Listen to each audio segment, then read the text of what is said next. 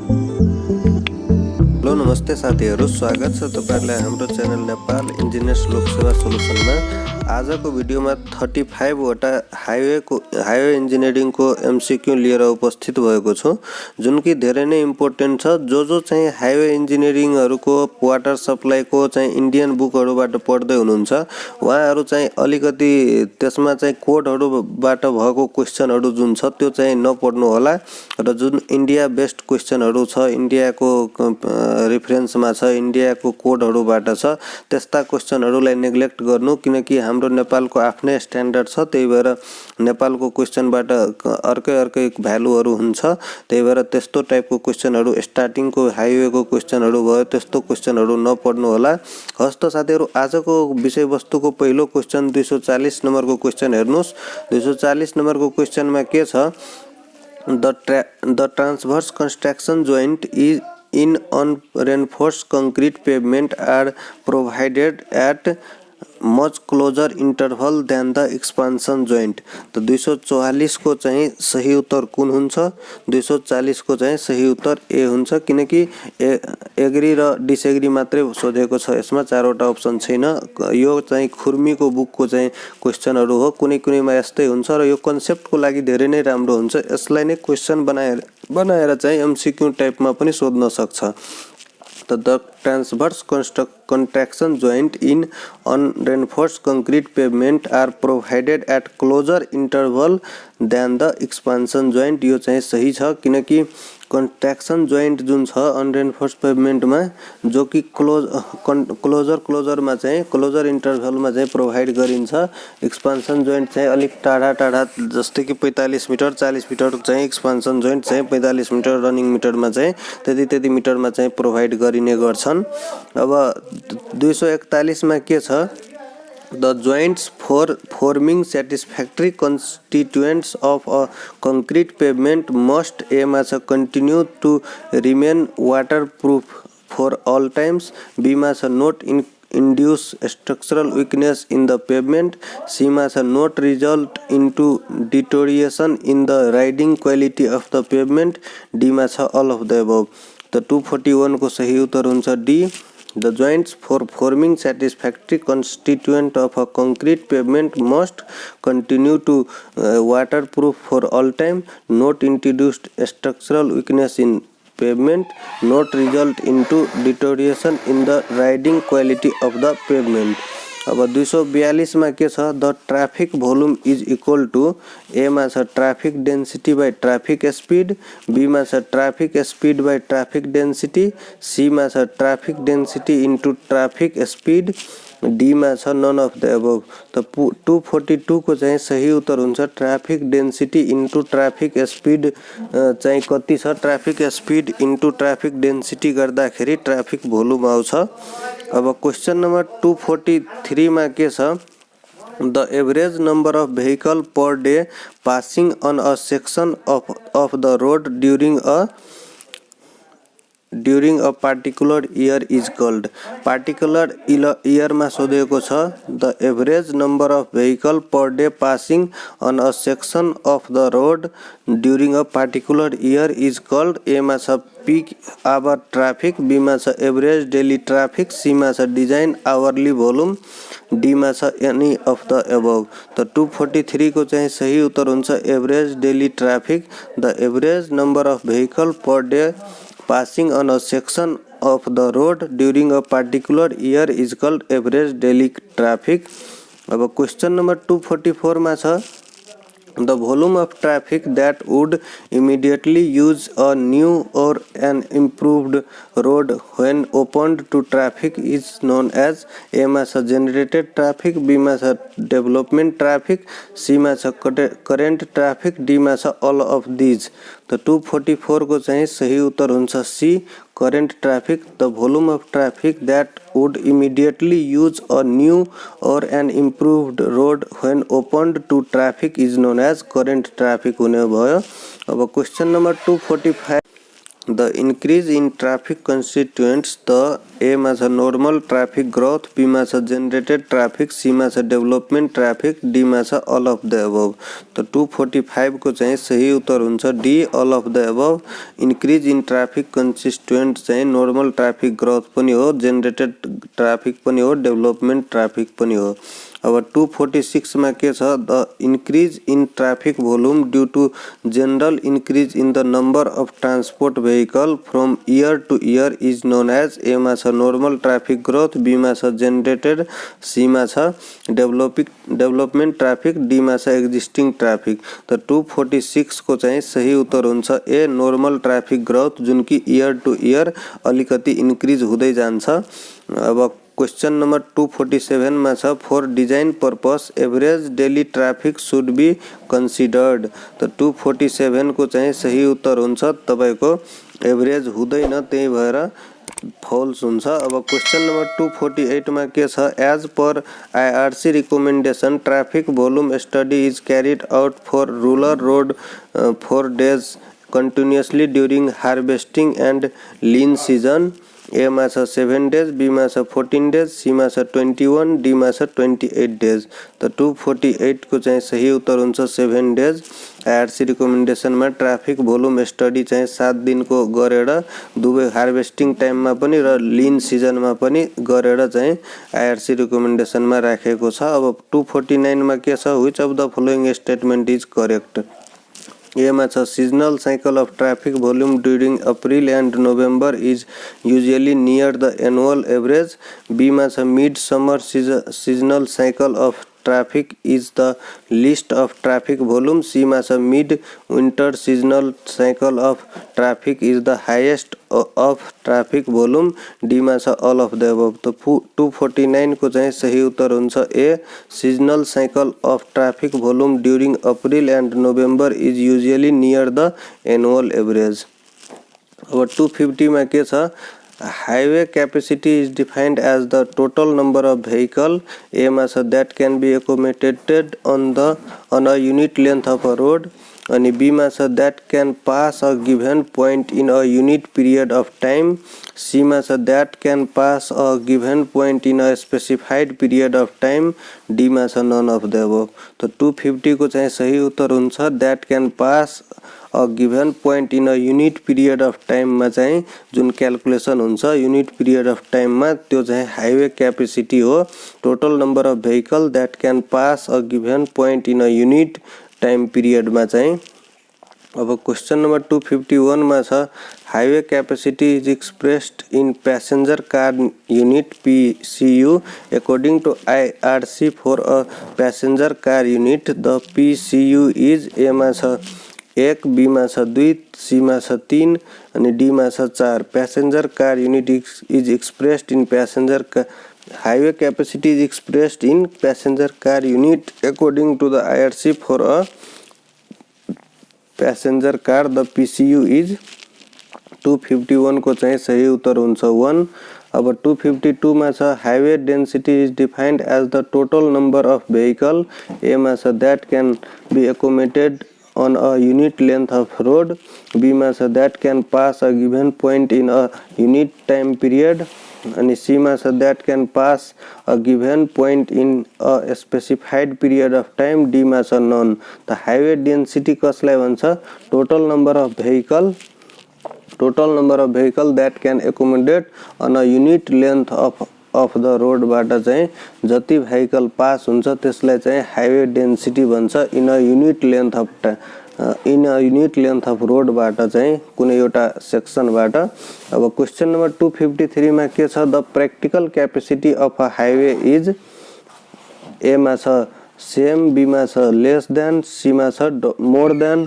यसको चाहिँ सही उत्तर कुन हुन्छ 253 को चाहिँ सही उत्तर हुन्छ less than the possible capacity.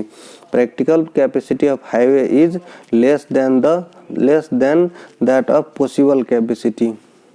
अब क्वेश्चन नंबर 254 में के छ the traffic capacity of a highway is always equal more less as compare to traffic volume.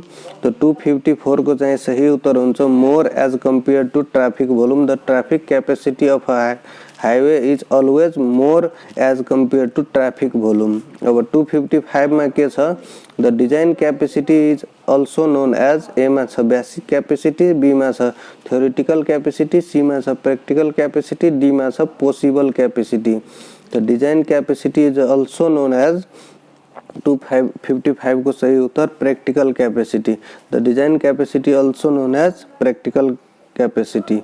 अब क्वेश्चन नंबर 256 में के छ the speed that a driver adopt on a highway depend on the A मा छ physical characteristic of highway and its surrounding, B मा छ weather condition in the area, B मा छ सी मा छ speed limitation placed upon the vehicle, D मा छ ऑल अफ द अबव। तो 256 को चाहिँ बुझेकै कुरा हो, ऑल अफ द अबव हुन्छ, सबैमा डिपेन्ड गर्छ त्यसको स्पीड जुन चाहिँ ड्राइभरले एडोप्ट गर्नुपर्छ हाईवेमा।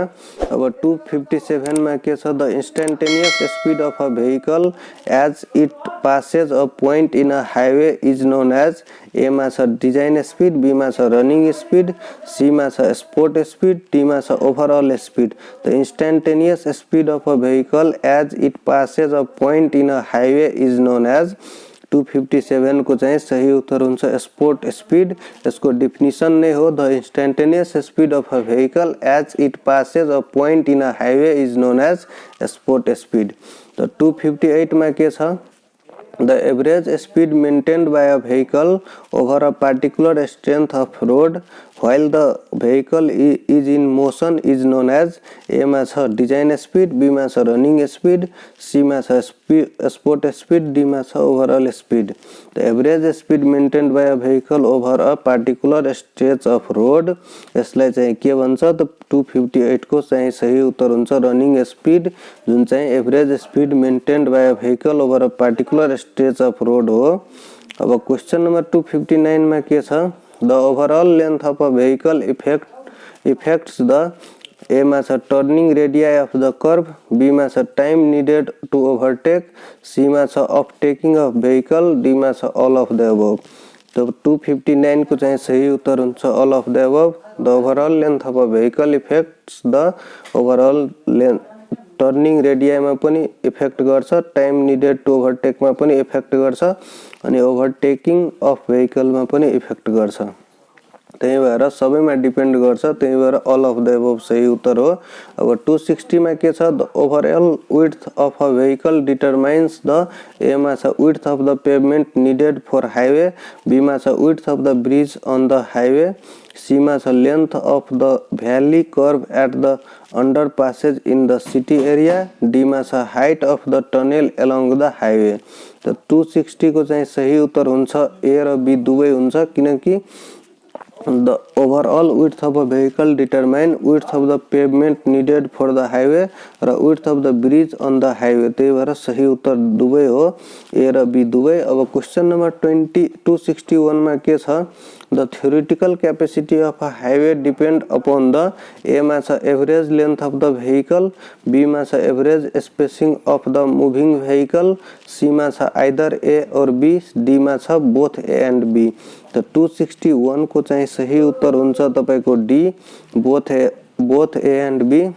theoretical capacity of a highway depend upon average length of the vehicle र average spacing of the moving vehicle। अब क्वेश्चन नम्बर 262 मा छ the enoscope is used to determine, enoscope किन युज गर्छौ, ए मा छ रनिङ स्पीड, बी मा छ स्पोर्ट स्पीड, सी मा छ ट्राभल स्पीड, डी मा छ एभरेज स्पीड। धेरै पटक सोधेको क्वेश्चन हो। 262 को चाहिँ सही उत्तर हुन्छ बी, स्पोर्ट स्पीड चाहिँ फाइन्ड गर्नको लागि इनोस्कोप चाहिँ युज गर्ने गर्छ। अब 263 मा के छ the theoretical capacity C of a highway the number of vehicle passing any point in 1 hour per lane is given by, यसको चाहिँ फर्मुला के हो theoretical capacity of a highway को C is equal to C चाहिँ यसको चाहिँ V जहाँ हुन्छ design speed of a vehicle kmph मा र S जहाँ चाहिँ centre to centre spacing of a moving vehicle छ भने यसको चाहिँ थ्योरेटिकल क्यापेसिटी को फर्मुला के हुन्छ 263 को सही उत्तर C हुन्छ 100 V/S हुन्छ।